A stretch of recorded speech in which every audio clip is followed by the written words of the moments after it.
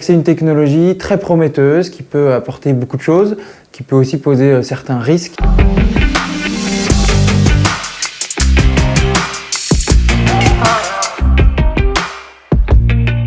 Alors la reconnaissance faciale, c'est des caméras. Des caméras, ça doit être accroché à quelque chose, ce sera accroché à un immeuble, ce sera accroché à un portique de sécurité, donc c'est un enjeu immobilier.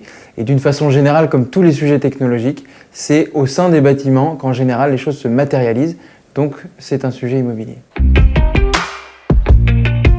Alors les grands enjeux de la reconnaissance faciale, il y en a trois.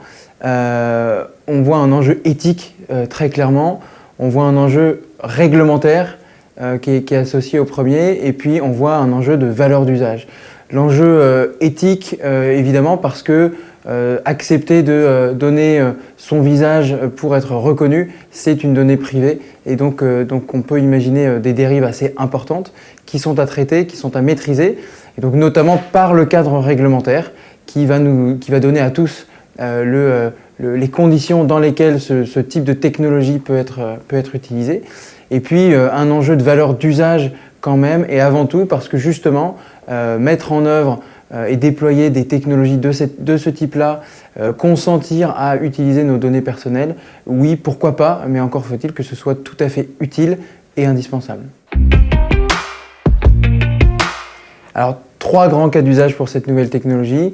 Un usage qui est de l'ordre de la sécurité, un deuxième usage qui est la fluidification du parcours des personnes, et un troisième usage qui est la fluidification, l'amélioration de l'expérience de l'utilisateur dès qu'on a besoin d'être authentifié. Un exemple qui illustre bien ces trois cas d'usage, c'est les aéroports de Paris, dans lesquels on peut passer la frontière, donc c'est de la sécurité, à travers un portique de reconnaissance faciale.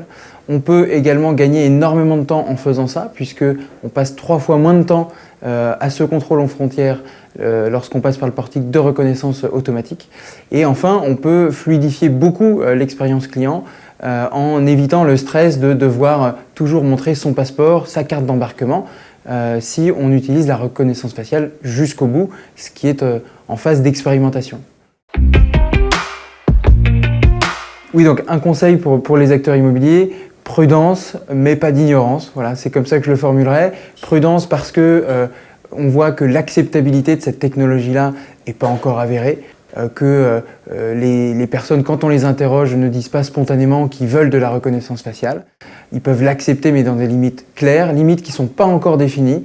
Donc on attend un cadre réglementaire qui n'existe pas. Et pour autant, pas d'ignorance, puisqu'il s'agit d'être au courant, il s'agit de s'informer de façon continuelle, et il s'agit de, pourquoi pas, se préparer à expérimenter dans un premier temps, avant de pouvoir, dans les années à venir, pourquoi pas déployer ces technologies au sein des bâtiments.